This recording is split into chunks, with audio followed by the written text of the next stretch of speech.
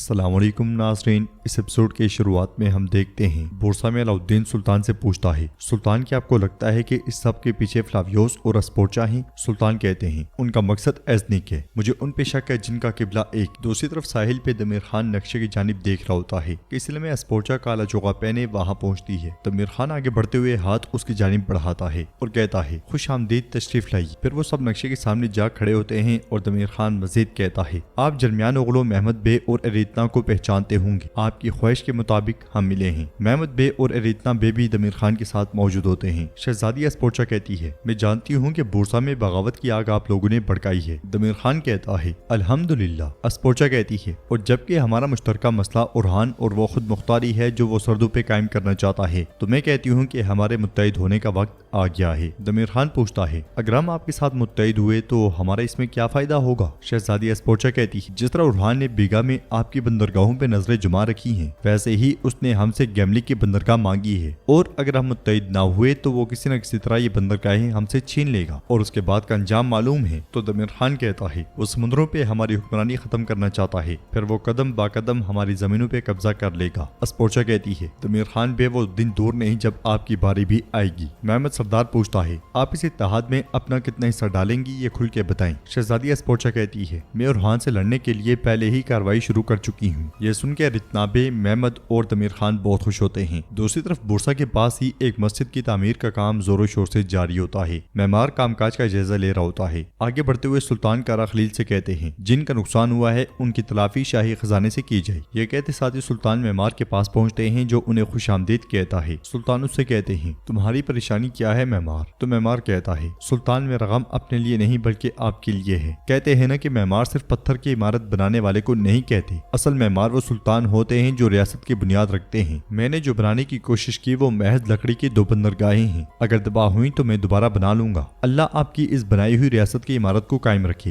ये सुन के सब आमीन कहते हैं और सुल्तान मेमार से कहते हैं, हमारा काम तामीर करना है न सुचल भी, हिफाजत करने वाला तो अल्लाह ताला है। तुमने जिन इलाकों का दौरा किया वहाँ भी ऐसी ही बगावतों का सामना होगा, है ना? नसो कहता है, सुल्तान मैंने गद्दारी और बेवफाई के बहुत से मनाजिर देखे हैं। मैंने ऐसे बदबख्तों को भी देखा है जो रियासत के अंदर रियासत बनाने के लिए खुली गद्दारी करते हैं, और ऐसे गाफिल भी देखे हैं जो दुश्मनों के खुफिया मकासद का मोहरा बनकर अपनी ही रियासत को जख्म लगाते हैं। सुल्तान पूछते हैं, क्या उन सब का अंजाम एक जैसा नहीं होता? नसो कहता है, बिल्कुल ऐसा ही है सुल्तान। जो हाथ उन्हें मोहरे के तौर पे इस्तेमाल करता है एक दिन उन्हें पूरी तरह आग में झोंक देता है। सुल्तान कहते हैं, फिर सब जानते हैं कि वो हाय अल्लाह में जल गया पुकारते हुए तड़पेंगे। बेशक एक रियासत की अजमत उसकी सरहदों की वसअत से नहीं बल्कि गद्दारी पर दी जाने वाली सजा से नापी जाती है। दूसरी तरफ अस्पोर्चा दमीर खान और दीगर से कहती है, फ्लावियोस और हान के एज़मित और एज़नी के दरमियान कायम करदा इत्तेहाद को तोड़ने वाला है। दमीर खान कहता है, और उसके बाद उरहान अपनी पूरी ताकत के साथ आप पे हमला करेगा। शहजादी अस्पोर्चा पूछती है, जनाब ये बताइए कि आप में इतनी हिम्मत है कि आप इस जंग में मेरे साथ खड़े हो सकें? दमीर खान कहता है, हमारी हिम्मत और ताकत की कोई हद नहीं, जब जंग शुरू होगी तो आप देख लेंगी। फिर मंगोल पूछता है, जंग में आप हमसे क्या चाहती हैं? तो शहजादी कहती है, आप में से एक खुलेआम उरहान के खिलाफ मेरा साथ देगा, जबकि बाकी 2 अभी के लिए सिर्फ पसे पर्दा चाले ही चलेंगे। उरहान ने तेमुरताज को इल्हानियों के हवाले ना करके पहले ही आपको अपना दुश्मन बना लिया है एतनाबे, लिहाजा इस जंग में खुलेआम मेरा साथ देने वाले आप होंगे। तब तक मैं वजीर अलाउद्दीन बेग का बंदोबस्त करती हूँ, मुझे खबर मिली है। सरदार महमद कहता है, अलाउद्दीन हमारे पास सफीर बन के आ रहा है। उनका ख्याल है कि ये एक सियासी राब्ता है, लेकिन ये उनकी सियाबख्ती साबित होगी। दमीर खान कहता है, फिर मेरा काम उरहान को मैदान जंग में तनहा छोड़ना है। शाहिनशाह बे और कैनिक कबीला उरहान तक नहीं पहुंच पाएंगे। अस्पोर्चा कहती है, ठीक है जनाब, तो हमारा मुआहदा तय पा गया। ये कहते साथ ही अस्पोर्चा पलट जाती है और आगे बढ़ते हुए कहती है, लालची चरवाहों का झुंड एक बार उरहान से निपट लूं,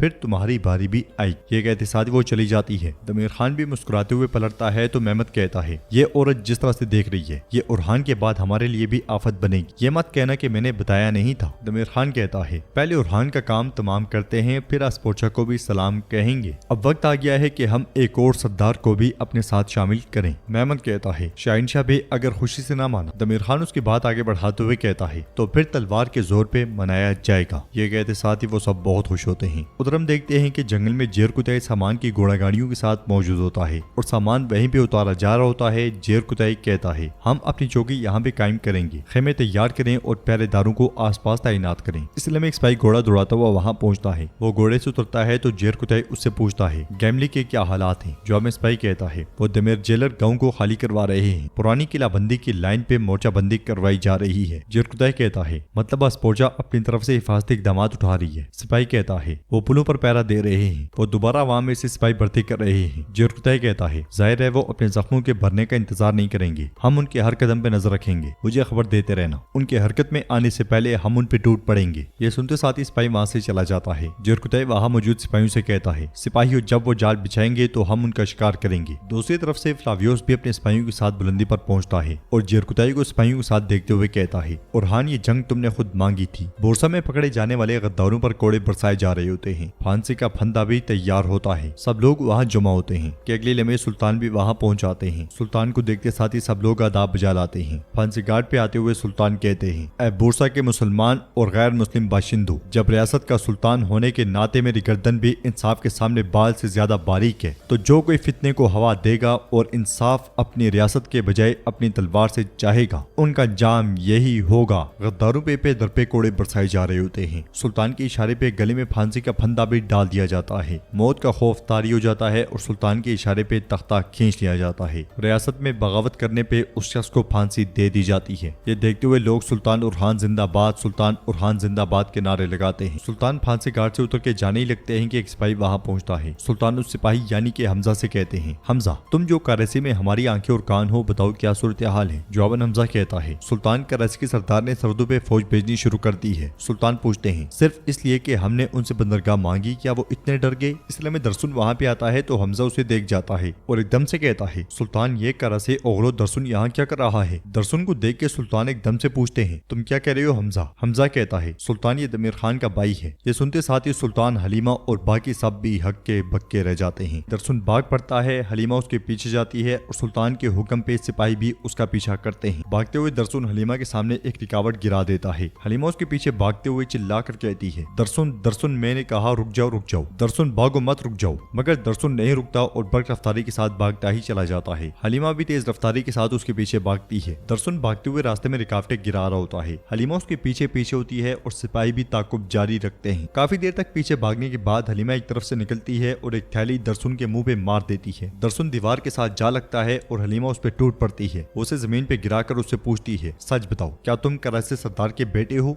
दरसुन कहता है हाँ ये सच है, लेकिन। हलीमा कहती है बस लेकिन वेकिन कुछ नहीं, अब जरूरत नहीं। फिर उसे थप्पड़ मारते हुए कहती है मैंने जो सुनना था सुन लिया। दरसुन मुस्कुराते हुए कहता है मैं तुम पे हाथ नहीं उठाऊंगा सरदार की बेटी, मुझे जाने दो। हलीमा रोते हुए कहती है मैंने तुम पे यकीन किया था, मैं तुम्हें अपनी माँ की कब्र पे लेकर गई थी, तुमने क्या किया? तुमने मुझसे गद्दारी। दरसुन कहता है मैंने तुमसे गद्दारी नहीं की, मैंने सिर्फ। हलीमा उसकी बात काटते हुए कहती है तो फिर दुश्मन के लश्कर में तुम्हारा क्या काम था? क्या तुम अपने भाई और बाप को खबरें भेजने के लिए आए थे? क्या तुम जासूसी कर रहे थे दरसुन? ये कहते साथ ही हलीमा खंजर उसके गले पर तान लेती है और मजीद कहती है तुमने इसीलिए मेरा इस्तेमाल किया है ना? दरसुन कहता है नहीं ऐसा कुछ नहीं है, मैंने तुम्हें दुख पहुंचाने वाला कोई काम नहीं किया और ना करूंगा। हलीमा कहती है तुमने मुझसे झूठ बोला दरसुन, तुम गद्दार हो, मैं तुम्हें मार डालूंगी। तो दरसुन कहता है मुझे माफ कर देना सरदार की बेटी। हलीमा उस पे खंजर चलाने ही लगती है कि बलबान और दुमरुल वहां पहुंचते हैं और बलबान हलीमा को रोकते हुए कहता है हलीमा खातून रुक जाएं, सुल्तान उरहान इसे जिंदा चाहते हैं। हलीमा कहती है दरसुन ने गद्दारी की, हमारे दरमियान घुसा, गद्दारों का हक सिर्फ मौत है। दरसुन फिर से कहता है मैंने गद्दारी नहीं की। बलबान कहता है हलीमा खातून आप ठीक कहती हैं, लेकिन सुल्तान इसे जिंदा चाहते हैं। ये सुनते साथ ही हलीमा अपने गुस्से को जब्त करते हुए खंजर उसके सर के साथ जमीन में गाड़ने लग जाती है और कहती है तुमने मुझे धोखा दिया, तुम मेरे भाई का शुक्रिया अदा करो वरना तुम मारे जाते। दरसुन ये कहते साथ ही वो दरसुन का दिया हुआ रुमाल उसके मुंह पे दे मारती है। बलबान और दुमरुल उसे लेकर चले जाते हैं। हलीमा की आंखों से आंसू बह पड़ते हैं। अगले मंजर में सुल्तान दरसुन को एक जोरदार थप्पड़ दे मारते हैं। हलीमा भी वहाँ मौजूद होती है। सुल्तान दरसुन से पूछते हैं तो दरसुन नाम है तुम्हारा? कैसे ओगलो दरसुन बे। दरसुन कहता है जे सुल्तान ये सच है, मैंने सोचा नहीं था ऐसा होगा, लेकिन हकीकत सामने आ गई। ये सुनते साथ ही सुल्तान एक और थप्पड़ उसे दे मारते हैं। दरसुन का चेहरा जख्मी हो जाता है। सुल्तान कहते हैं नादान, हमने तुम्हें अपना मुखलिस सिपाही समझा, अपने साय में जगह दी, लेकिन तुम गद्दारी के पीछे भागने वाले एक धोखेबाज निकले। ये कहते साथ ही सुल्तान एक और थप्पड़ उसे दे मारते हैं। सिपाही उसे सीधा करते हैं और सुल्तान मजीद कहते हैं तुम में मेरे कबीले और मेरे करीबियों में घुसने की हिम्मत कहाँ से आई? क्या तुमने सोचा नहीं था कि पकड़े जाने के बाद मैं तुम्हारे साथ क्या करूंगा? और तुम बगैर किसी शर्म के मेरी आंखों में आंखें डालकर देख रही हो। सुल्तान एक के बाद एक थप्पड़ उसे मारते ही चले जाते हैं। दरसुन कहता है मैंने सिर्फ आप ही नहीं बल्कि आपके दुश्मन बाज़ंतीनियों और बाकी सबको भी देखा है, लेकिन यहाँ आकर जो मैंने देखा, आप एक नए इस्लाम की बुनियाद रख रहे हैं जिसका नाम तुर्क है और वो किसी का दुश्मन नहीं, मैंने इसी वजह से आपसे गद्दारी नहीं की। मगर सुल्तान उसके एक नहीं सुनते और फिर से उस पे हाथ उठाने ही लगते हैं कि दरसुन कहता है, मैं आपसे बार बार कह रहा हूँ कि मैंने कोई गद्दारी नहीं की। सुल्तान उसे दबोचते हुए पूछते हैं, तुम दमीर खान के भाई हो जो मेरे खिलाफ दांत पीसता है, क्या उसने तुम्हें यहाँ भेजा है? बताओ, क्या बोरसा में होने वाला फसाद तुम लोगों ने बर्पा किया? दरसुन कहता है, हरगिज नहीं, ना मैं और ना मेरा भाई ऐसी कमीनगी करेंगे, मुझे किसी ने नहीं भेजा, मैं खुद आपके पास आया हूँ। सुल्तान कहते हैं, जिंदान में ले जाओ इसे, गद्दार अपना हिसाब काजी के सामने देगा। हलीमा की आंखों से मुसलसल आंसू बह रहे होते हैं, वो आंसू तो साफ करती है मगर फातिमा उसे देख जाती है। सुल्तान वहाँ से चले जाते हैं और सिपाही दरसुन को भी लेकर आगे बढ़ते हैं। फातिमा हलीमा के पास आकर कहती है, मैं तुम्हें सबसे बेहतर समझती हूँ, दुख तो होता है लेकिन मजबूत रहना होगा। हलीमा कहती है, मैं ठीक हूँ, अगर मैं इसकी गद्दारी का बदला इसकी जान लेकर लेती तो ज्यादा बेहतर महसूस करती। ये कहते साथ ही हलीमा फातिमा के साथ चली जाती है और नाजरीन एपिसोड भी इख्तिताम पजीर होती है। वीडियो पसंद आए तो लाइक कर दें, शेयर कर दें, सब्सक्राइब नहीं किया हुआ तो सब्सक्राइब करने के साथ साथ घंटी वाले आइकन को दबाना मत भूलें। मिलते हैं इंशाल्लाह नेक्स्ट वीडियो में, तब तक के लिए रखें अपना और अपने को बहुत ज्यादा ख्याल। अल्लाह निगहबान।